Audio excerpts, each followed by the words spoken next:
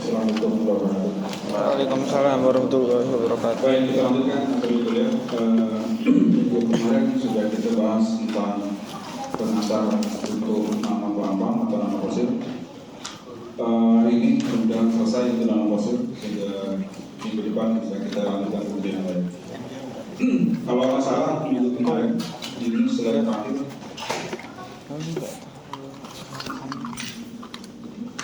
Ya betul, ini sudah terakhir.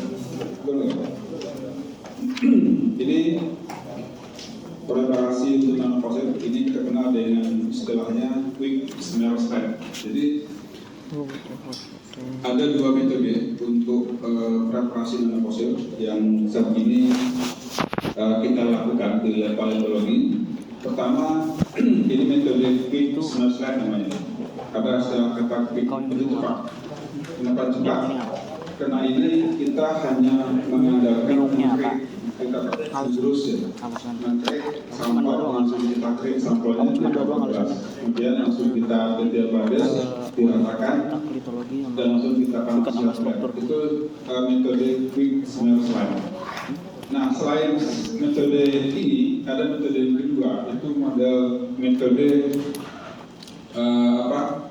drop. Jadi kita pakai mikropipet untuk mengambil larutan. Jadi sampel kita larutkan dalam gelas ukur, kemudian kita seker, kita ultrasonik kurang 1-2 menit diseker. Hasil diseker atau di ultrasonik larutannya kita ambil pakai mikropipet. Kemudian kita drop, kita teteskan atau kita dropping larutan yang sudah kita ambil di gelas ukur.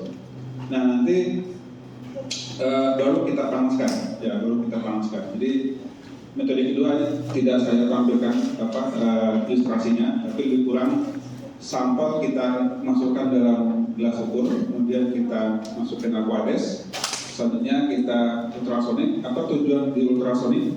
Supaya nanti betul-betul sampel yang kita masukkan itu sudah tercampur cukup sempurna, dan nanti fosilnya, nanopartikel bisa terpisah.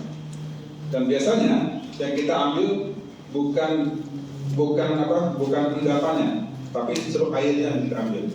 Ketika diseker nanti nanopartikelnya menambah di dalam larutan.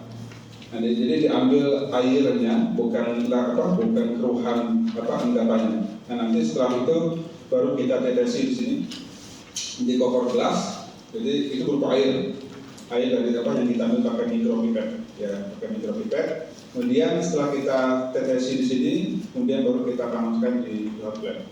Nah, metode yang kedua itu digunakan biasanya selain untuk pengamatan di bawah mikroskop polarisasi, itu biasanya digunakan untuk analisis SEM atau scanning elektron mikroskop. Ya, saya mencoba dua metode ini. Untuk pengamatan SEM, saya coba SEM di LPPT ya, yang di dekat samping Fakultas Kedokteran itu kan ada LPPT, ada SEM. Dan hasilnya memang kontras sekali, jauh sekali beda.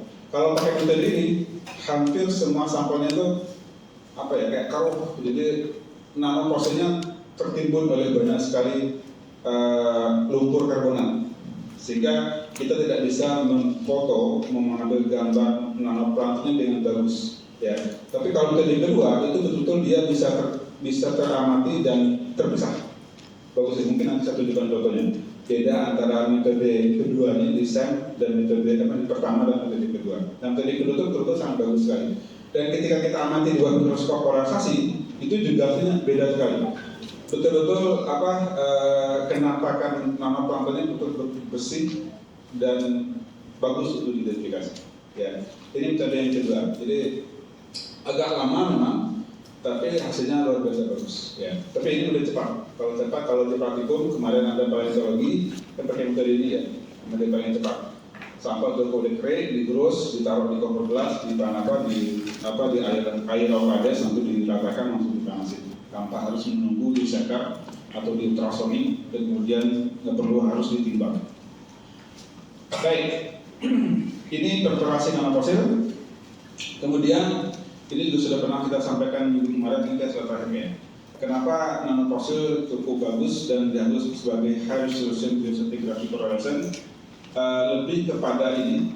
Jadi interval yang sempit, interval apa di sini? Interval rentang umurnya. Ya, rentang umur spesies nanoplankton itu pendek-pendek. Ya, kenapa dia pendek? Lebih pada ekologi kan. Spesies kalau dia berubah ekologinya, maka dia akan tidak tahan dan mati, punah. Ketika dia punah, dia mati, maka ada spesies yang bisa mempertahankan hidupnya dengan cara berevolusi. Nah, ketika secara dia berevolusi, dampaknya apa? Morfologinya berubah.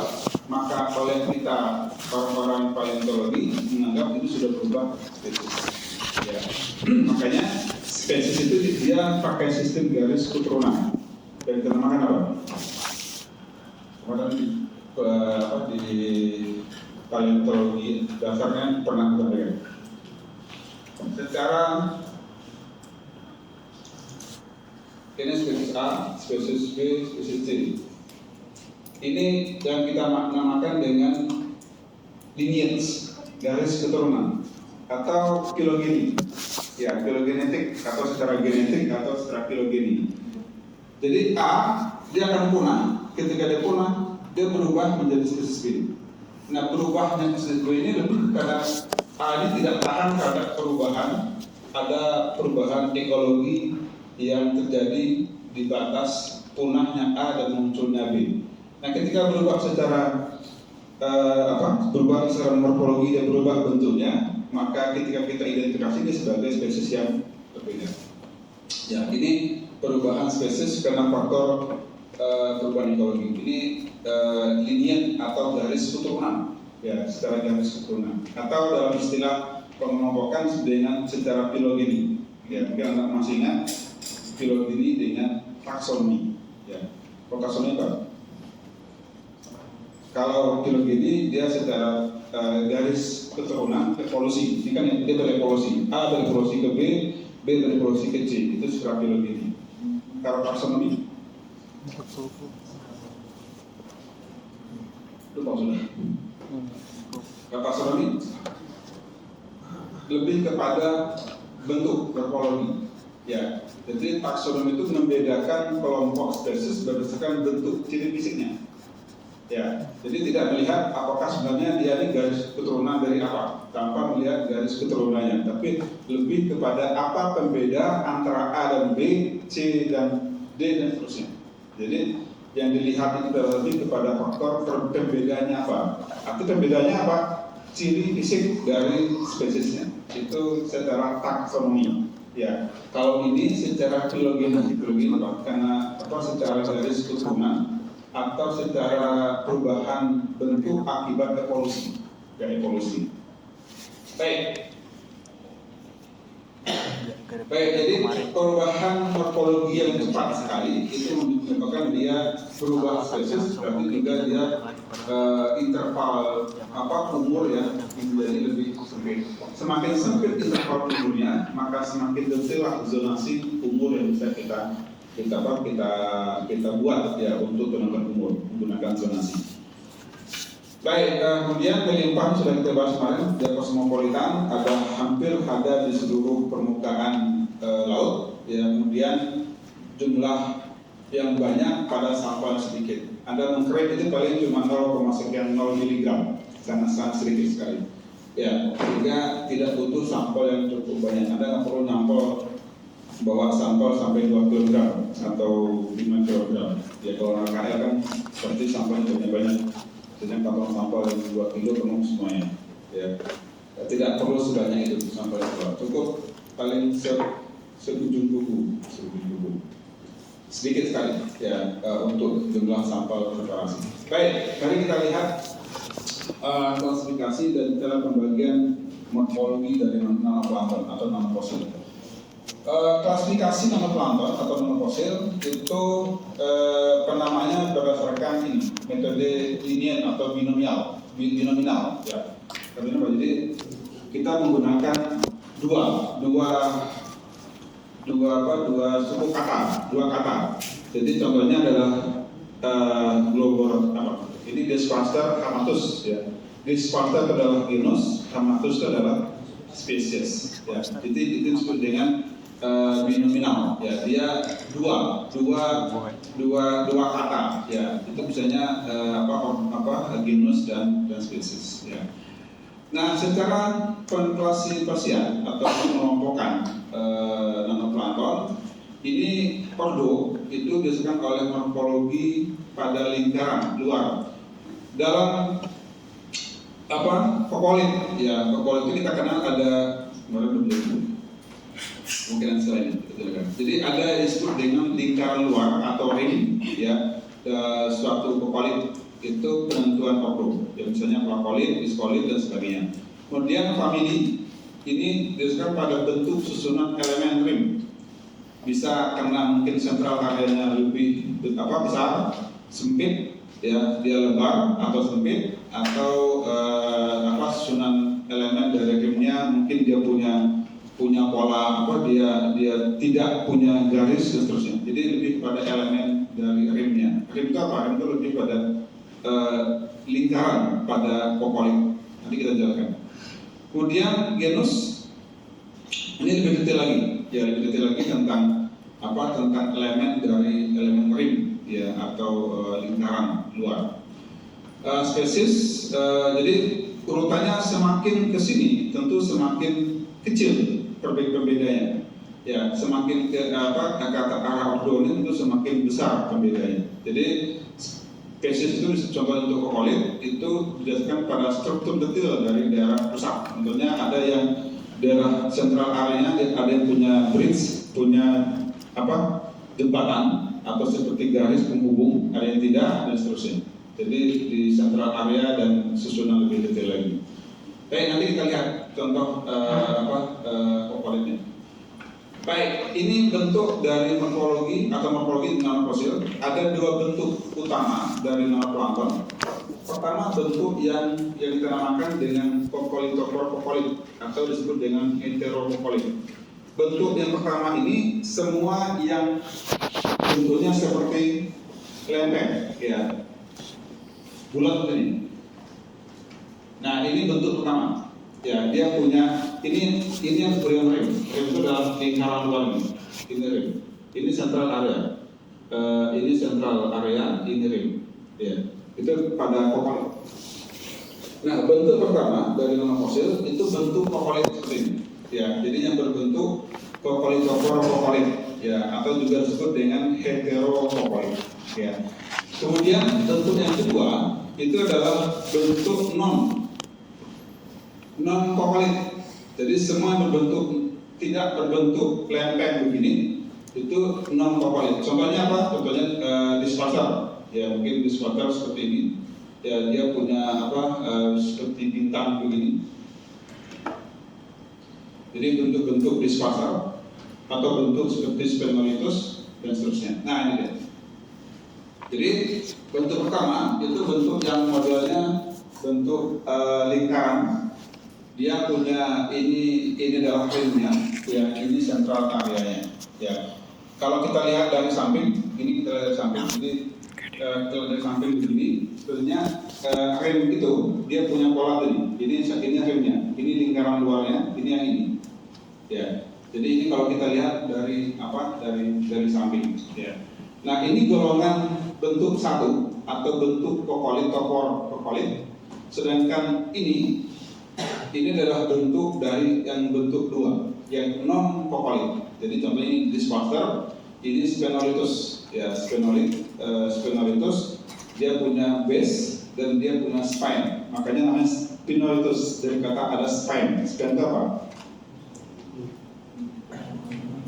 Spine, duri, ya bentuk runcing, duri itu spine. Ya, jadi sphenolythus makanya namanya adalah sphenolythus. Kenapa sphenolythus? Karena ada ujung ini, ya ujung tombak atau ujung dari kita namakan dengan spine. Ini sphenolythus. Ini base-nya, ya atau dasarnya. Jadi selalu ada base, ada ujung yang dinamakan dengan spine atau duri. Ini sphenolythus atau genus sphenolythus. Ini genus disperser. Dan ini genus untuk golongan kokolitopor banyak. Ada contoh genusnya, ada Reticulonestra, ada Cycloparagalithus dan seterusnya. Itu contoh genusnya. Jadi sangat banyak sekali golongan-golongan dari kokolit. Ya, golongan yang bentuknya seperti lingkaran, ya, yang bentuknya seperti lingkaran. Baik, jadi bisa kita simpulkan bahwa bentuk dari nanofosil gampangnya satu bentuk yang bentuk lingkaran, satu bentuk non lingkaran, atau bentuk kokolit dan bentuk yang non kokolit. Baik, mari kita lihat beberapa bentuknya. Jadi tidak perlu semuanya dapat, tapi lihat aja bentuknya. Jadi ini adalah bentuk pertama, ya, atau bentuk heterokokolit, atau yang dia bersusunan utamanya berbentuk lingkaran, ya. Nah, ini susunan utamanya sebagai contoh. Ini yang golongan Phosphorylis ini. Dia punya rimnya di luar, tapi dia punya jembatan berbentuk silang. Ya, ini jembatan, ini bridge, jembatan antar sentral area. Ini sentral area. Ya, jadi bentuk dasar utama kokolit ada rim bagian luar, ya, ada rim bagian dalam, ada sentral area. Tiga golongan atau tiga bagian, ya, tiga bagian dari kokolit. Rim bagian luar, rim dalam, dan sentral area. Nah, tadi sudah disebut kan kalau Pordo itu lebih kepada melihat rimnya. Jadi contohnya dia rimnya dan tidak punya sentral area, atau sentral areanya sempit atau luas dan seterusnya. Sebagai contoh ini sentral areanya sangat sempit sekali. Ya, sempit, ini lebar. Ya, jadi ada yang sempit, ada yang lebar. Ya, ini sentral areanya. Kemudian sentral areanya ini sama-sama lebar, tapi ini bridge atau jembatan antar sentral areanya, ada yang lurus, ada yang silang. Ya, jadi ini cara membagi kelompok-kelompok kokolitnya. Ya, dan nanti bentuk spesies utamanya nanti bisa kita lihat setelah ini. Oke, jadi ini golongannya, silakan nanti bisa dilihat. Ini di bukunya si Bone yang nanofosil stratigraphy. Ya, jadi golongan-golongan dari dari kokolit. Ya. Baik, selanjutnya kita lanjut. Nah, oke, ini juga masih sama. Ini contohnya. Ini plakolit, ini murolit, ini nanolit. Nanolit ini bagian yang non. Ya, jadi kelompok nanolit ini adalah kelompok yang non kokolit. Ya, yang kelompok kedua. Tadi kita bagi dua, ya. Golongan yang kokolitopor, golongan yang non kokolitopor. Nah, ini adalah golongan yang kokolitopor atau yang punya kokolit. Ini golongan yang non kokolit. Jadi bentuknya ada yang bentuk kayak perisai, kayak segi lima. Ada yang bentuk ini sphenolitos biasanya, sphenolitos dan seterusnya. Ya, jadi banyak sekali bentuk-bentuk yang nanolit. Baik, kita lanjut. Ya, ini pembagian ordo, family sampai tadi ada deskripsinya. Perbedaannya apa? Ini kalau di bukunya Bone, kalau yang nanofosil biostratigraphy itu dijelaskan apa sih pembeda antar angka ordo atau angka ordo. Ya, itu akan lebih jelas di sini. Baik, kita lanjut. Baik, ini lebih detail aja. Pembagian lebih detail untuk golongan 1, plakolit, laponolit, ya. Maaf, ini yang sphenolic ini golongan kedua. Ya, jadi ini semua berbentuk lingkaran, yang berbentuk lingkaran. Nah, golongan 1 tadi plakolit, ini diskolit, ya. Jadi contohnya diskolitina, contohnya plakolit, kokolitus, ya. Ini di genus, ya. Ini genus juga. Kemudian golongan glikolit, ini contohnya Pyrocyclus, ini juga genus, ya. Ini penggolongan untuk golongan 1, ya. Baik, kalau Anda menghafalnya akan susah, ya. Bagi ingat, glikolit nanti terlalu dua. Paling gampang itu ya nanti langsung aja ke bentuk gambarnya seperti apa, nanti bisa dibayangkan, ya. Baik, kita lanjut aja.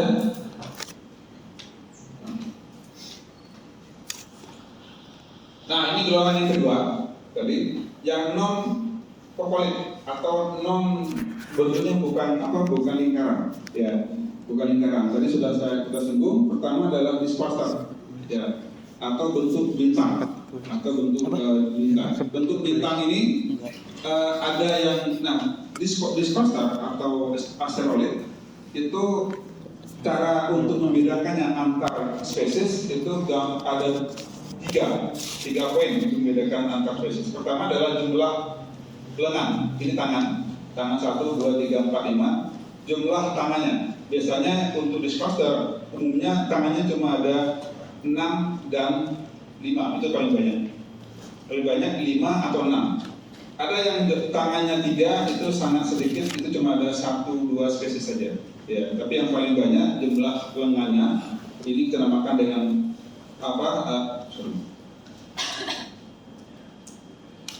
ini yang lengannya, ya, jumlah lengannya. Kemudian yang kedua Pak, yang kedua adalah ini, dia punya cabang, ya, ada percabangan tidak? Sebentar, mungkin di ini aja. Jadi yang kedua adalah cabang. Apakah dia punya cabang atau dinamakan dengan bifurcation atau percabangan di ujung lengan? Ya, dia punya cabang lengan atau tidak? Ya, jadi yang pertama berapa jumlah lengannya? Kedua, ada tidak cabang lengannya ini? Yang ketiga, apakah dia punya central area yang cukup besar atau tidak? Ini central areanya. Ya, dan punya knob atau tonjolan di tengah central area. Jadi cuma 3 itu bagian paling utama untuk membedakan discoaster. Jadi pertama hitung jumlah lengannya 5 atau 6. Yang kedua, lihat apakah dia punya cabang lengan dan antara satu dan yang lain. Yang ketiga, bagaimana central areanya. Ya, itu cara yang paling gampang membedakan antar spesies discoaster. Ya.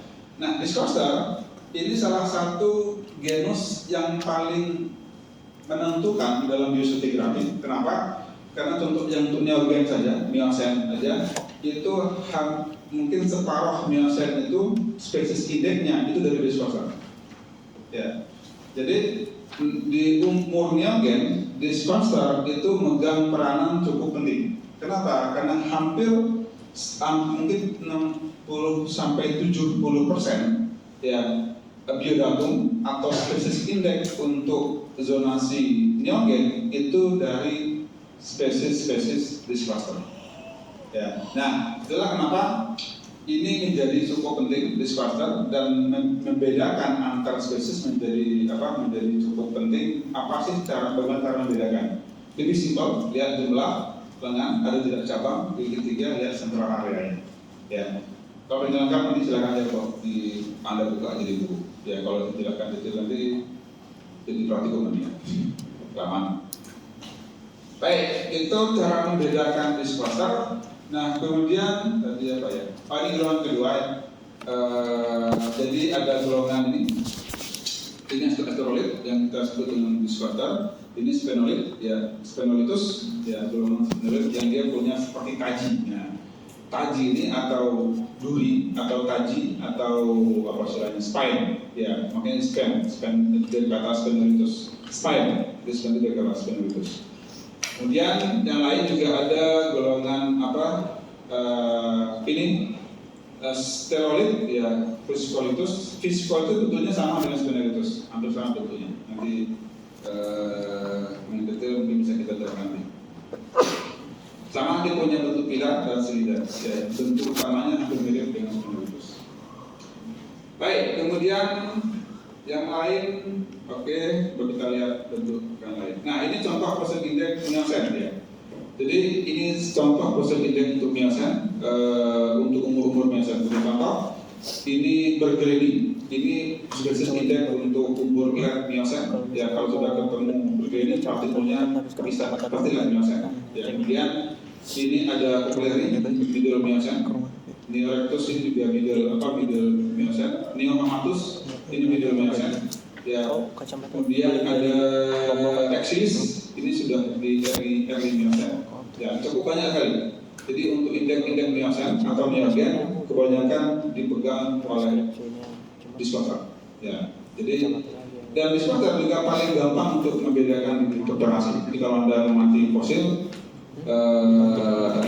di mikroskop itu paling gampang untuk melihat melihat dispaster karena bentuknya kontras sekali, bentuk kayak apa, kayak kristal-kristal atau bentuk bintang-bintang. Baik, nah ini contoh kisaran hidup dari dispaster untuk neogen. Ini miocen sampai ke pliocen ya untuk neogen. Jadi banyak yang hidupnya pendek, ya ini cuma satu zona, dan rata-rata 1 sampai 2 zona itu rata. Walaupun ada yang cukup panjang, ya tapi rata-rata 1 sampai 2 zona. Dan dia cukup banyak di umur neogen. Makanya saya katakan dispaster ini cukup bagus sekali untuk menentukan umur neogen, karena terwakili cukup lengkap di sini. Untuk Anda ingin tahu umur early miocen, ada ini banyak sekali spesies pencirinya. Ini untuk umur yang middle miocen sampai ke late miocen di sini, dan ini sampai ke pliocen. Ya, jadi ini beberapa dispaster. Nah, kalau dibandingkan dengan foraminifera, foram itu jauh lebih banyak lagi variasi spesiesnya. Jadi kalau Anda ingin tahu umur early miocen pada foram, itu didominasi oleh golongan Gobielides. Ya. Tapi perbedaan antar spesiesnya itu kadang-kadang susah untuk dibedakan. Kalau yang tidak untuk familiar dan bisa bedakan akan susah. Dan cukup banyak spesies jadi asosiasi spesies yang berumur sama untuk orang itu jauh lebih banyak dibanding asosiasi spesies berumur sama dari untuk nama fosil. Sehingga memori Anda untuk mengingat spesies itu mungkin akan lebih mudah dengan nama fosil karena tidak banyak asosiasi spesies berumur sama dibandingkan dengan foraminifera. Ya. Baik, jadi ini umur atau kisaran hidup untuk neogen, miocen dan pliocen golongan dispaster. Baik, ini contoh deskripsinya. Jadi tulis contoh, ini granny. Ya, jadi bentuknya berupa steroid, jumlah tangannya 6, ya kemudian bentuknya gemuk, karena dia kata gemuk itu dari apa? Gemuk dari ini lengan. Ya, jadi gemuk itu dari lengan. Ketika lengannya cukup besar, itu disebut gemuk. Kalau lengannya lengannya pendek slim, itu ramping. Jadi ramping dan gemuk itu dari lengannya. Kalau lengannya cukup halus ini, kecil, itu disebut dengan ramping atau ramping. Kalau bilang kurus, jangan kurus. Nanti dikira manusia kurus. Jadi paling aman tuh ramping, ya, bukan kurus. Nanti kurus nanti beda lagi konotasinya. Baik, jadi tadi saya katakan jumlah lengan, kemudian ini ada tidak duplicationnya, ini belum disebutkan percabangan lengan sama central area-nya, ya, sama bentuk dari lengannya, apakah dia ramping atau dia cukup besar, ya, lengannya.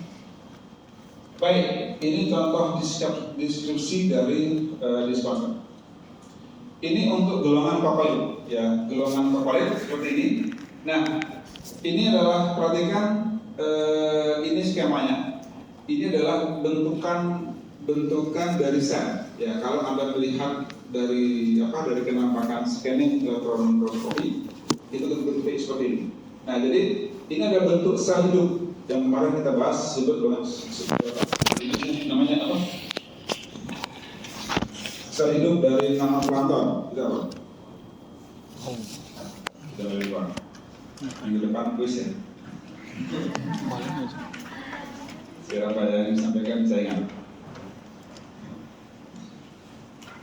Kalau nggak itu saya nggak bisa nyantol. Sel hidup dari nanoplankton namanya apa? Kokolitopor. Ya, jadi sel hidup dari nanoplankton itu adalah kokolitopor atau kokosper. Ya, jadi ini namanya kokolitopor atau kokosper. Sedangkan lempeng, plat atau lempeng, ini plat ya, namanya plat. Plat itu adalah sama dengan lempeng. Plat atau lempeng ini namanya adalah kokolit. Ya, jadi kata-kata kokolit itu dari sini, ini kokolit. Kokolit itu adalah lempeng atau plat yang nempel di sel hidupnya kokolitopor. Itu kokolit. Ya. Nah, ketika dia mati, ketika dia sel hidup ini mati, maka daya ikat antara kokolit dengan sel hidupnya akan lepas. Sehingga yang terekam di sedimen itu adalah kokolit. Jadi Anda jarang tidak akan menjumpai bentuk kokolitopor ini utuh di sedimen. Ya, jadi yang kita jumpai di sedimen bantuan sedimen ataupun sedimen bawah laut itu adalah bentukan dari kokolit yang sudah lepas dari sel hidupnya atau dari kokosfer atau kokolitopor. Ya, baik. Nah, ini sentral areanya. Ini saya katakan ini sentral areanya. Ini remnya. Ya, jadi ada remnya yang cukup lebar, cuma satu aja. Ini rem bagian dalam, yang ini rem bagian luarnya. Kemudian ini sentral areanya. Ya, ini sentral areanya, ini sempit. Ya, cukup sempit sentral areanya. Jadi kalau penampakan di bawah mikroskop polarisasi yang sering kita amati di lab itu seperti ini. Ya, jadi ini ada sentral areanya. Yang ini sentral ini rem luar, ini rem dalam. Ini rem dalam yang ini adalah sentral area yang di tengah-tengah ini. Ya. Dan dia punya dua lubang, dipisahkan oleh ada cabang jembatan atau bridge ya, atau jembatan yang sangat tipis sekali. Ini kalau penampakan di bawah mikroskop polarisasi itu seperti ini. Ya, ini nggak begitu kelihatan, tapi ada nih yang putih-putih ini. Ini adalah bridge atau jembatan penghubung di sentral area. Ya, ini Cocolithus pelagicus. Ya, Cocolithus pelagicus. Nah, Cocolithus pelagicus ini cukup mudah diidentifikasi. Dan yang kedua, ini bukan sebagai fosil indeks atau penentu umur, karena rentang hidupnya panjang sekali. Dia hidup mulai Paleogen sampai Resen. Ya, ini cukup panjang.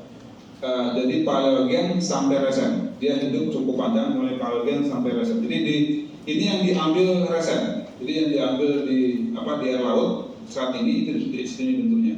Nah, karena rentang hidupnya panjang, kemudian ciri khas dari pelagicus, apa gunanya pelagicus ini?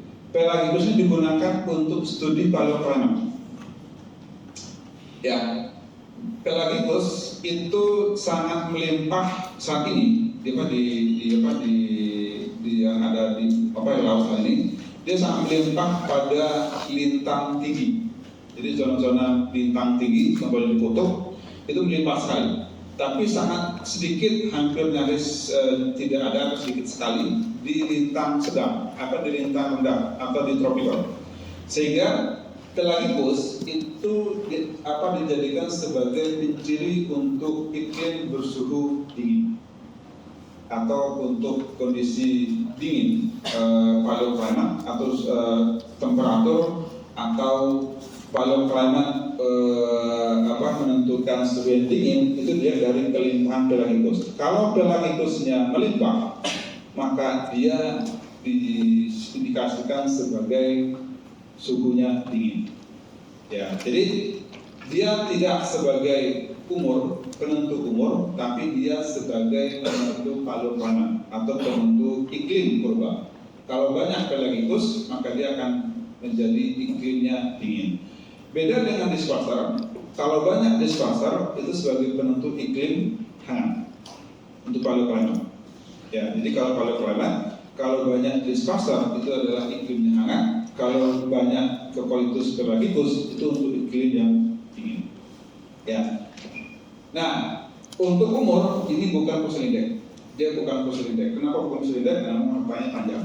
Mulai Paleogen sudah ada sampai Resen. Ini ada terus. Ya. Justru rentang yang panjang ini malah bagus untuk paleoclimate. Kenapa?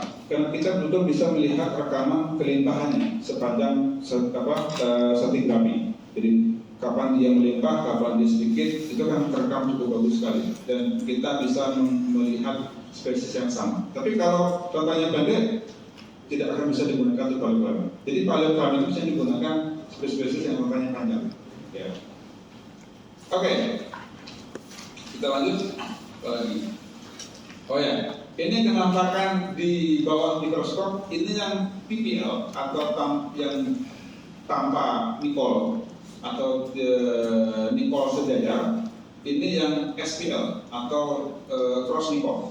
Ya, jadi pengamatan mikroskop untuk nanoplankton atau nanofosil itu menggunakan mikroskop polarisasi dengan bisa menggunakan paralel atau PPL atau menggunakan cross Nicol atau SPL. Ya. Nah, kenampakannya akan beda, kontras sekali beda.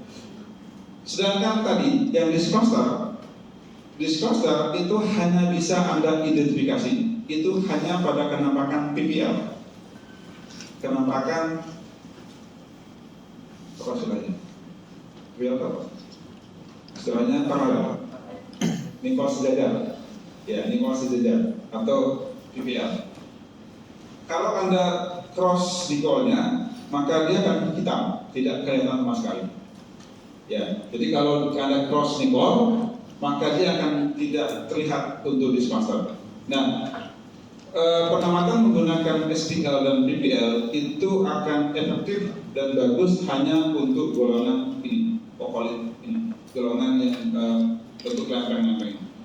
Dia betul-betul kontras sekali antara SPL dengan PPL. Ya. Baik, kita lanjut.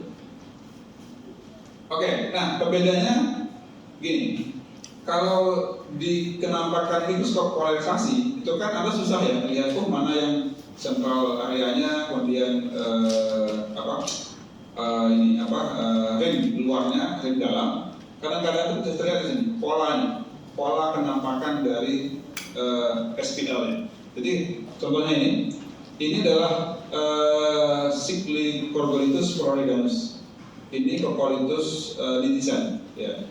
Ini pola kenampakan cross Nicolnya ini itu betul-betul sangat kontras sekali. Ya. Tapi kalau dideskripsikan itu kan susah. Ya, jadi mendeskripsikan ini bagaimana bentuknya, ini dianggap sebagai bentuk cincin aja. Ya, bentuk cincin. Nah, ini bentuk seperti baling-baling. Ya, seperti baling-baling. Jadi dia bentuk seperti 4 buah baling-baling yang dia simetri, dia bentuknya sama. Ya. Ini sentral area. Nah, ini kenampakan PPL-nya. Jadi kenampakan PPL itu mirip dengan kenampakan sel, kenampakan aslinya, kenampakan PPL. Nah, ketika di cross Nicol, kita akan melihat pola hitam putih yang cukup unik dan khas. Dan ternyata setiap kokolit itu akan menunjukkan bentuk pola yang berbeda-beda. Dan itulah menariknya ketika kita mengamati nanofosil di bawah mikroskop polarisasi. Jadi pola-pola ini akan terlihat cukup kontras sekali. Jadi bentukan pola ini Cyclicorgolitus floridanus, ini adalah Cocolithus galactus. Tentunya akan kontras beda sekali. Ya, antara ini dan ini. Ya, bentuk pola dari hitam putih yang dibawa pertanyaannya kenapa kok bisa beda? Nah, perbedaan ini terjadi karena pembiasan cahaya tadi. Jadi kokolit ini tersusun oleh kalsium karbonat CaCO3. Ketika dia Anda amati di bawah mikroskop polarisasi, maka akan ada pembiasan cahaya tadi. Nah, komposisi dan susunan dari kokolit ini menentukan pembiasan cahaya yang Anda amati di lensa okuler. Ya, jadi ini cukup menarik dan ternyata cukup beragam dan sangat antar spesies menunjukkan pola yang berbeda-beda. Baik, ini masih golongan kokolit atau bentuk seperti lempeng ini atau bentuk seperti lingkaran ini. Namun ini genus yang berbeda. Ini nama genusnya adalah Helicosphaera. Tadi genus Cocolithus dan genus Cyclicorgolitus. Ini genus Polycosphaera. Kebedaannya apa? Kebedaannya adalah kalau perhatikan ini dia punya central area dan bridge jembatan. Dan yang kedua di rim bagian luar itu dia tidak tertutup tapi terbuka. Perhatikan ini. Ini ada rim itu dia terbuka. Jadi kayak spiral, ya. Dia seperti kayak model spiral. Kayak spiral. Jadi dia seolah kalau di forum itu kayak putarannya. kayak putaran kamar aja, kayak gitu. Jadi ini perhatikan di sini, dia seolah ini adalah bagian terakhirnya, tapi ini bukan kamar. Ya, tapi pola yang dibangun itu adalah seperti ada rim bagian luar atau ini rim bagian ini punya pola terbuka. Ya, dia tidak tertutup seperti halnya yang ini. Ini kan dia tertutup. Ya, tapi kalau Helicosphaera dia punya pola rim luar yang terbuka, sehingga itu yang cukup membedakan antara golongan kokolit yang lain. Baik, itu Helicosphaera. Kita lanjut. Ini Sphenolitus, ya, Sphenolitus. Jangan salah aja, di eja sebagai Spiritus. Spiritus beda lagi. Sphenolitus, ya, dari kata spine, ya, atau duri, maka atau paji, atau tombak ini spine-nya, jadi Sphenolitus. Nah, ini yang disebut sebagai base, ya, ini ada base itu. Jadi dasar bawahnya ini contohnya. Ini adalah Sphenolitus delanos, ya. Ini spine-nya. Untuk pengamatan di bawah mikroskop, untuk golongan Sphenolitus ini ada hal yang menarik ketika Anda mengamati Sphenolitus. Menariknya apa? Ini, boleh nonton. Sphenolitus kalau Anda amati, ini kalau Anda putar meja mikroskop polarisasi, apa namanya? Meja ya? Bukan meja, piringan dari mikroskop polarisasi, Anda putar 45 derajat, ini, maka spine-nya akan muncul. Ya, perhatikan ini spesiesnya sama. Ini di 0 derajat, karena Anda hitung aja 0 derajat, kemudian Anda putar 45 derajat, maka akan muncul spine ini. Jadi tombak ini akan muncul ketika spine-nya, durinya itu ketika Anda putar 45 derajat. Ya, kalau Anda putar 45 derajat lagi, dia kembali lagi seperti ini. Ya, jadi pengamatan untuk Sphenolitus itu dengan cara memutar piring mikroskop, piring ya, namanya apa? Yang sistem termografi, optik. Yang Anda putar apa? Itu namanya piring. Piringan, kayak piring DJ. Namanya apa? Bagian mikroskop. Waduh. Bagian mikroskop. Jadi kan bayangkan ada lensa okular. Apa beda lensa okular dengan lensa objektif? Okular Pernah dengar kata lensa objektif? Lensa okular. Objektif yang di Apa bawah bedanya? okular yang di atas, yang Okular yang di mata, mata. Objektif yang di bawahnya itu. di objek. Ya. Jadi yang dekat dengan objek itu adalah lensa Okuler. objektif. Dekat dengan sampel atau Okuler. perkara. Okuler Itu itu. objektif. Kalau yang dekat dengan mata itu adalah lensa okuler. Ya. Kemudian pernah dengar apa? Nikol kan? Ada gip juga ya? Betul nggak? Ya. Apa lagi? Bagian dari mikroskop polarisasi. Fokus itu. Anda tahu tapi tidak tahu tapi tidak Switch tahu BPL nama. XPL. Pokoknya itu. Ya, sistem itu. Tahu ternyata nama. Nanti ingat namanya apa? Bagian-bagian dari mikroskop polarisasi. Ya, saya rasa di praktikum dan mata kuliah mineral optik pasti itu diajarkan. Karena itu berhubungan dengan mikroskop polarisasi. Oke, baik. Yang adalah piringan mikroskop, ya, piring yang diputar itu. Jadi pemutaran piring mikroskop itu gunanya untuk melihat jenis dari spine atau ujung tombak dari Sphenolitus. Ini menentukan, ya. Jadi ujung tombak dari spine atau ujung tombak dari spine atau Sphenolitus itu menentukan pembeda antar spesies. Ya. Membedakan apakah dia Belanos, apakah dia heteromorphos, atau Sphenolitus abies, Neo abies dan seterusnya. Itu berdasarkan spine-nya, berdasarkan ujung tombaknya. Nah, caranya bagaimana? Dilihat diputar. Ya, makanya perlu diputar meja mikroskop yang memutar piringan DJ ya. Baik, itu pembeda untuk spermatozoa. Kemudian kita lanjut, ini golongan genus yang lain. Namanya Pontostera, ya Pontostera. Nah, Pontostera ini ada salah satu yang unik di Pontostera. Dia punya sentral area yang cukup luas, ya. Itu yang pertama. Yang kedua, biasanya dia punya pore, lubang-lubang. Ya, jadi kadang-kadang dia punya pore, punya lubang. Seperti ini. Dia punya pore. Ini ada pori-pori di sentral areanya. Ya, itu pembeda yang kontras dibanding dengan Coccolithopus yang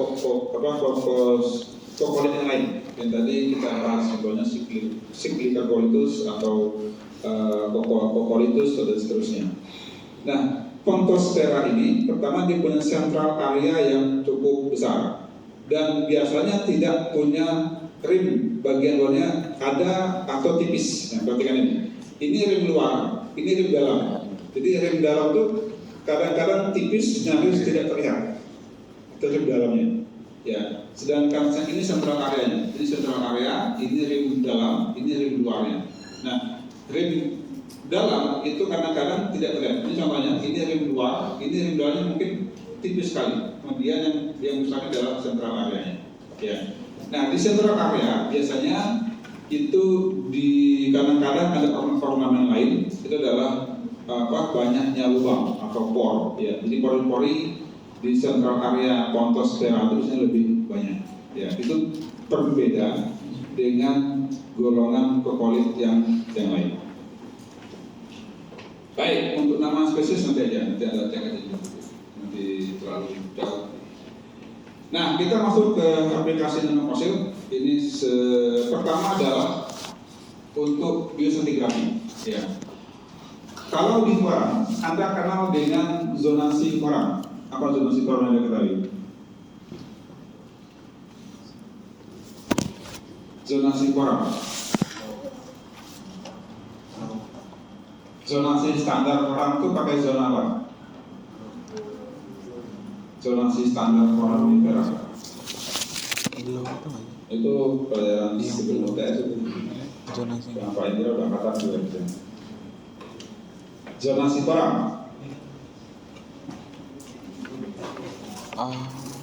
Zonasi koran. Yang Anda kenal bukan nama zonanya.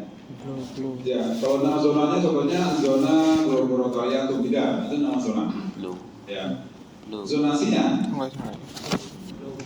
zonasi Blow 69 itu nama zonasinya atau disebut dengan zonasi standar untuk orang. Ya, jadi Blow 69 itu satu-satunya zonasi yang paling banyak diacu dan sebagai patokan ketika membuat nama zonasi. Itu dibilang zonasi standar. Jadi zonasi standar koran itu yang diakui itu zonasi belum 69. Anda kalau baca PPDU berarti umurnya apa? N5 kan gitu. Kata N5, N1, N2 dan seterusnya itu adalah zonasi belum. Ya, belum 69. Itu zonasi untuk koran. Ya. Yang terbaru apa? Zonasi apa? Wade, ya. Wade et al 2011. 11 ya. 2011 itu dia pakai notasi apa? Contohnya M. M itu untuk Miocene, kemudian P itu untuk Paleocene, O itu untuk Oligocene. Ya, itu zonasi untuk koran. Nah, di nanofosil kita kenal ada zonasi standar juga, ya. Zonasi standar yang paling banyak diacu dan sebagai patokan untuk zonasi itu yang ini, Martini 71. Ya, ini selevel atau ekivalen dengan zonasinya Blow. Ya, kalau koran itu orang dikenal dengan zonasi Blow. Kalau untuk nanofosil orang mengenal zonasi Martini. Bedanya apa? Beda ini. Kalau koran Anda menggunakan N dan P untuk yang Cenozoikum ya. N untuk neogen, P itu untuk paleogen, itu koran. Kalau untuk nanofosil kita mengenal istilah NP dan NN. NN itu untuk neogen, NP untuk paleogen. Dari singkatan dari nanoplankton of neogen dan nanoplankton of paleogen. Jadi NP dan NN. Nah, jangan salah tulis. Jadi kalau dua huruf NN pasti itu zonasi foreign noun. Ya, jadi banyak yang salah kaprah. Zonasi foreign negara dengan umur NN2 salah. Ya, kalau zonasinya menggunakan orang, N-nya cukup 1. Ya, kalau menggunakan zonasi nanoplankton, N-nya 2. Ya, beda ya. NN sama N. Kalau N untuk foraminifera, kalau NN itu untuk nanoplankton. Jadi NN dari singkatan dari nanoplankton of New Guinea. Ya, kalau NP nanoplankton of Paleogen. Baik. Yang kedua, zonasi yang kedua itu zonasi yang dikenal dengan Okada dan Bakri. Ya, Okada dan Bakri tahun 1980. Ya, jadi Okada 2050. Nah, notasi untuk zonasi ini menggunakan dua huruf juga, yaitu adalah CN dan CP. CN dan itu untuk nama itu singkatan dari Coccolith neogen, sedangkan CP Coccolith paleogen. Jadi dia untuk membedakan dengan Martini aja sebenarnya. Jadi sebenarnya Martini itu 1, ini 40, ini kan lebih baru ya. Di zonasinya Okada Bakri itu dia juga mengekuivalenkan dengan zonasi Martini. Nanti kita lihat ya. Mengekuivalenkan apa ekuivalensi contohnya CN1 ini ekuivalen dengan zonasi berapanya di Martini itu dibandingkan ya. Nah, tapi yang perlu diingat bahwa kalau ada C nya berarti itu punya Okada Bakri. CP, CN, CP2, CP berapa, kalau CN mungkin CN5 itu untuk Okada Bakri. Itu untuk umur neogen. Nah, yang terbaru itu adalah Beckman tahun 2012 ya. Nah, kalau Beckman ini lebih sedikit complicated, bukan complicated sebenarnya. Dia mirip dengan dengan Wade. Kalau Wade kan dia pakai cukup O, N, PL ya. Itu untuk langsung ke ke sini. Ke ini. Miansan dengan paleogen ini bedanya apa? Miansan dengan neogen bedanya apa? Setara jenjang waktu geologi. Miansan masuk? Jenjang waktu geologi masuk apa?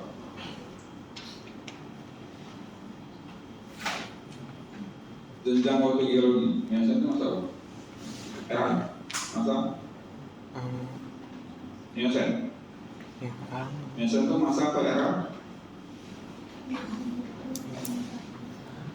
Masa? Era atau masa? Atau kurun? Masa. Sudah mulai lupa. Masa. Sudah mulai lupa. Kurun. Paling Kalau Anda sebentar, ada masa yang kuliah di sejarah nggak? Lupa. Ya. Yep. Di sejarah. Dan juga sudah paling tadi sudah ya. Sudah. Kan di awal paling tadi juga pernah bahas tentang waktu geologi ya. Ya, waktu geologi. Baik, ini Anda ingat lagi ya. Anda bicara biogeografi tapi tidak paham paleogen, miocen, neogen kadang. Ya. Kenozoikum itu masuk apa? Era atau masa atau kala zaman Kenozoikum. Turun zaman kala zaman Edan. Kenozoik itu adalah era ya. Era itu sama dengan masa kalau dalam bahasa Indonesia, kan gitu ya. Jadi era itu era atau masa. Ya. Di atasnya era atau masa namanya adalah kurun atau eon. Gitu kan? Apa nama eon? Nama kurunnya?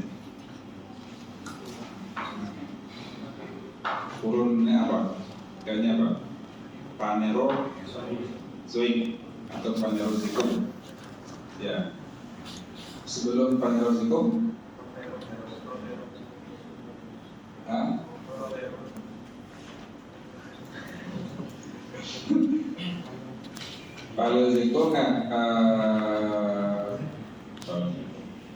Paleozoikum Phanerik ya. Bukan Paleozoik. Jadi Phanerozoik itu turun. Ya, kalau era itu Paleozoik. Jadi turun Phanerozoik itu ada 3 era masa. Apa aja? Paleozoikum, Mesozoikum, Kenozoikum. 3 itu era atau masa. Eranya Paleozoikum itu ada berapa zaman? Mulai dari Kambrium, Silur, Devon, Cambrian, Silur, Devon, lagi Permian. Karbon, terakhir Permian. Itu zaman. Sedangkan eranya Mesozoikum ada berapa zaman? 3. Itu adalah Trias, Jurassic, dan Cretaceous. Sedangkan zamannya Kenozoikum, Paleogen sama Neo. zamannya Kenozoikum, Kenozoik Paleo-Neo. 3, usia 2, 3 itu apa? Paleogen, Neogen, dan Kuarter. Ya, Kuarter berapa kala? 2 kala Kuarter. Apa? Pleistocene dan Holocene. Ya, Holocene diawali katanya umurnya berapa? Holocene dan Pleistocene.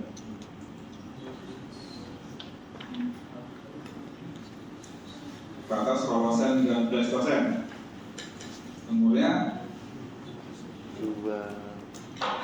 nggak lupa lagi kalian nih. Umurnya adalah pada 12.000 tahun. Kenapa patokannya 12.000 tahun?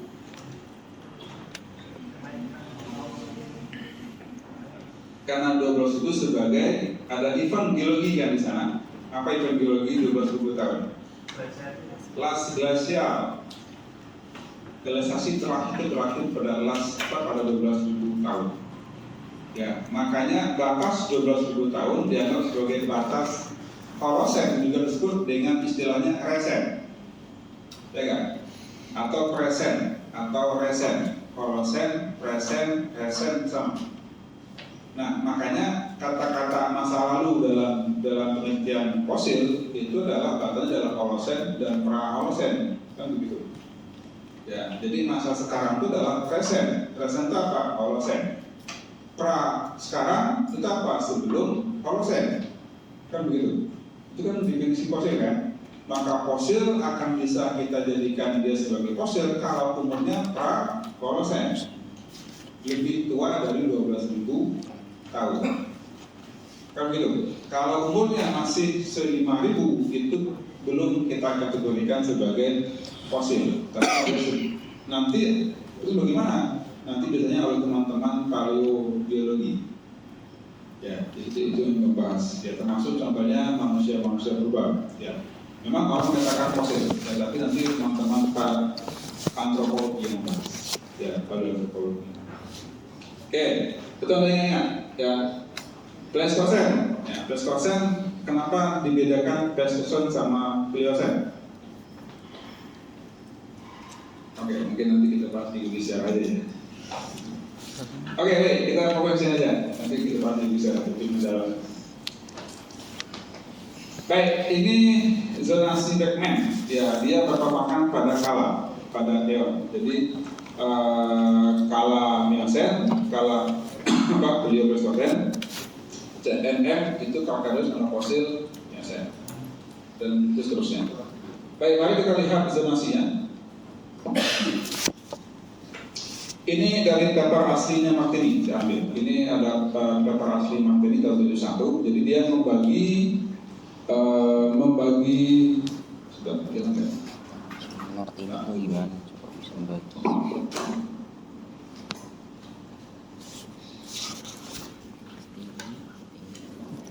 Oke, baik. Jadi ini contohnya. Apa? Ya, aman. Jadi kalau Anda perhatikan ini, dan ini zona NN5, jadi Stenolycus Heteronophus zone. Ya. Bukan Ini di apa? Itu bapaknya mesti namanya Wine. Tono. Contohnya lagi sudah kita ambil. Oh, ini Martini. Dari mana, Cok? Scotch. Anjir apa? Rum vodka.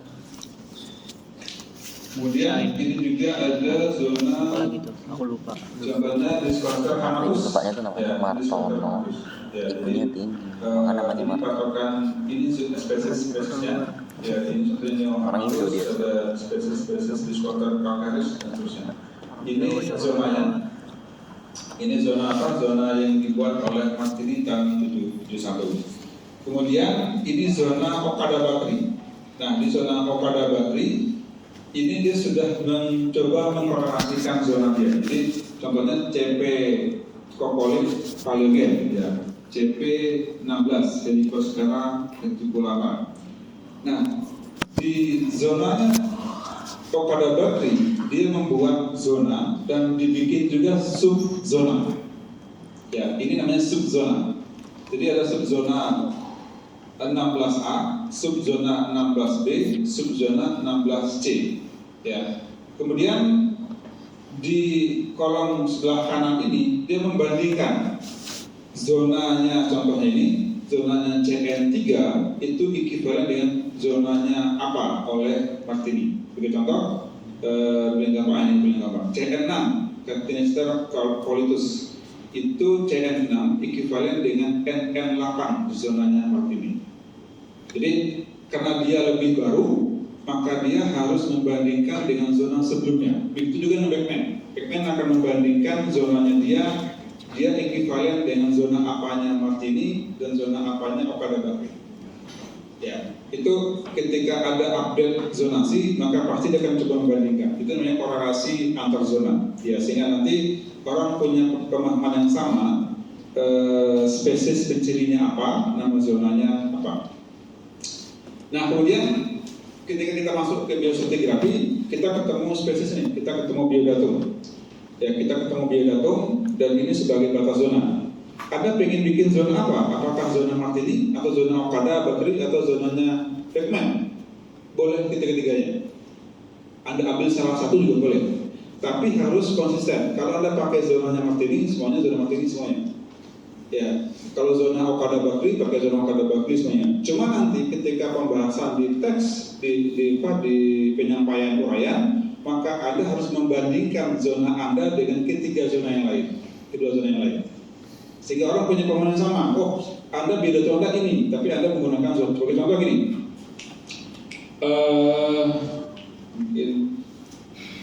Nah, ini Okada Bakri ya. Ini Beckman. Ini Beckman. Ini Beckman. Contohnya, oh ini contohnya. Pseudomonas ya, ini reticulopenetrans pseudomonas. Ini prostokoron atau awal kemunculan. Ini sebagai batas untuk zona CNM15. Ya, ini ekuivalen dengan zona CN8B, subzona ya, CN8B. Kalau Anda pakai zona Martini, ini tengah-tengahnya. Jadi dia masuk ke zona CNN10. Ya, masuk N10. Terus Anda pengen pakai zona apa? Anda boleh pakai zonanya Beckman. Dia berarti kalau Beckman dia CNN15. Kalau Anda pakai zonanya Okada Bakri, dia adalah CN8B. Kalau Anda pakai zonanya Martini, dia sebagai NN10. Oke, nah pertanyaannya adalah, lah terus ini kan batas zonanya kan di sini, tengah-tengah. Kalau Anda pakai zona Martini boleh nggak? Boleh. Namun nanti Anda bisa membuat subzona lagi, yang apa? CNN10B. Kalau Anda punya batas zona yang di bawah ini, contohnya Anda dapat biodatumnya pseudomonas ketemu. Ini juga ketemu, top dari diskonter Hamatus juga ketemu. Kalau Anda ketemu dua biodatum ini, maka Anda bisa membuat zona NN10A, NN10B. Walaupun oleh Martini sendiri, dia tidak membagi sampai ke subzona. Tapi oleh Beckman ini dia sudah bisa membagi bahwa si retikulum proseduribus itu munculnya itu di tengah-tengah NN10. Kok maksud tahu dari mana? Karena zona ini sudah ada batasnya. Batasnya mana? Ini diikat dengan umur, ini. Saya nggak dibawa ke masjid. Ya, jadi dari penelitian yang ada menunjukkan bahwa proseduribus itu umur absolutnya itu adalah ini 8,8 juta tahun. Dia bukan di batas nih, bukan di 8 tahun, tapi 8,8. Berarti di bawahnya. Berarti di tengah-tengah zona NN10 ini. Ya, jadi oleh Beckman itu dia sudah mencoba mengeplot ya, meletakkan biodatum itu diletakkan dikalibrasi juga dengan ini umur absolutnya berapa. Ya, sehingga kalau Anda perhatikan ini bergredi, ini 8,2, ini dalam juta tahun MA. Sama hal dengan weight juga sama. Ya, sehingga umur 8,2 juta tahun ini sebagai pembatas untuk zona CNM16, pembatas NN11 dan N10, dan pembatas zona CN8B dengan CN9A. Ya, ini pas batas ketiga zona, enak nih. Tapi kalau ketemu di sini contohnya, ini masih masuk ke zona NN11. Nah, karena Martini itu dia zona yang pertama kali, dia masih rentangnya masih panjang-panjang. Dia belum bisa membagi cukup detail. Makanya ketika ada update zonasi, pasti yang terbaru itu jauh lebih detail dan banyak biodatumnya. Ini contohnya, ini sudah banyak sekali biodatumnya, jadi bisa membagi zona jauh lebih detail lagi. Ya. Kalau nanti Anda meneliti suatu daerah, contohnya Anda bisa membagi contoh ini. Nah ini contohnya, ini di CNM7 nih. Ternyata ketika Anda teliti, rentangnya kan panjang nih, mulai 15,5 sampai 13,5, masih panjang itu. Ketika meneliti lebih detail, ternyata itu banyak biodatum yang konsisten dan masih bisa kita bikin zona. Kemudian Anda bikin zona, Anda bagi lagi CNM7A, B dan seterusnya, bisa. Ya, itu pembagian zonasi. Ya, baik, sudah semakin tidak konsisten, tidak Kondusif. konsisten, tidak fokus. Kita cukup sekian, sudah menjadi yang 11. Baik, kita ketemu minggu depan. Ya, minggu depan sudah kita coba lihat aplikasinya, dan mungkin minggu depan akan saya bawa contoh distribution chartnya. Nanti kita coba melihat itu zonasi posnya. Kalau kemarin kita bermain dengan koran utara, nanti sekarang kita bermain dengan posnya. Baik, minggu depan kita coba aplikasi besarnya. Mudah-mudahan masih ada waktu kita beralih ke posisi lain. Dan perlu diingat, minggu lagi kita ada tamu ya, tanggal 31 nanti lokasinya bersama di sini dengan Bu Krisna Dewi, Bu Surakoda. Bu Krisna juga akan membawa preparat untuk Surakoda. Nanti juga akan saya menjawab juga laptop juga di sini. Jadi nanti akan bisa Anda lihat langsung live atau Surakodanya. Mungkin Bu Krisna bisa menceritakan, bisa membagikan cerita dari males. Baik, terima kasih semuanya. Selamat Nyaman. Selamat berdoa. Waalaikumsalam. Oh ya, absennya belum diambil ya. Nanti diambil ya.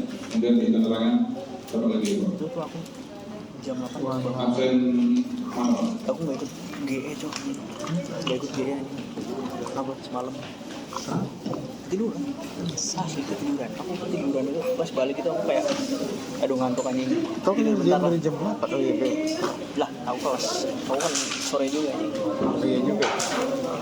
Aku juga kelas sore juga. Baliknya rada sore, cuman kan tau lah ngantuk. Sama-sama kelas sore, Jok. Aku juga kelas sore kan. Enggak, aku siang sampai sore tapi Sampai. ya aku kan tidurnya lebih cepat. Tidur apa? Iya, tidur lebih cepet kan. GE, habis dari GE. Iya. Aku kan balik dulu ke kos kan. Nah. Itu aku kan full bangun nah ini. Makanya tidur lah. Tidur cuman bentar tuh. Makanya aku tidur habis itu. Bentar doang. Kayak aku dong bang, bablas jam 10 bang.